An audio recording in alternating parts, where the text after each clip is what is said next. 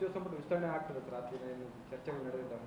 ಅಲ್ಲ, ಇದು ವಿಸ್ತರಣೆ ಆಗಬೇಕು ಅದು ಹೇಳ್ತಾ ಇದ್ದೀನಲ್ಲ, ಆಗಬೇಕು ಆಗಬಾರ್ದು ಅಂತಕ್ಕಂಥದ್ದು ಹೈಕಮಾಂಡು, ಸನ್ಮಾನ್ಯ ಮುಖ್ಯಮಂತ್ರಿಯವರು, ಉಪಮುಖ್ಯಮಂತ್ರಿಯವರು, ನಮ್ಮ ಪಕ್ಷದ ಅಧ್ಯಕ್ಷರಾಗಿದ್ದ ಡಿ ಕೆ ಶಿವಕುಮಾರ್ ಸಾಹೇಬರು ತೀರ್ಮಾನ ತಗೊಳ್ತಾರೆ.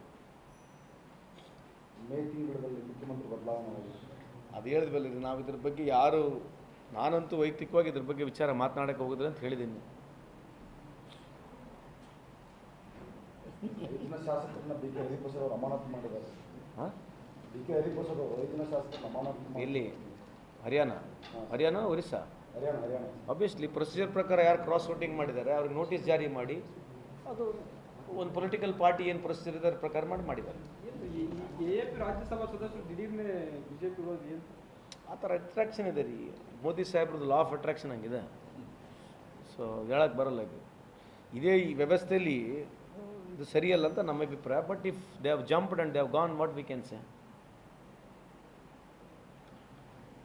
ಆಯಿತಾ? Thank you.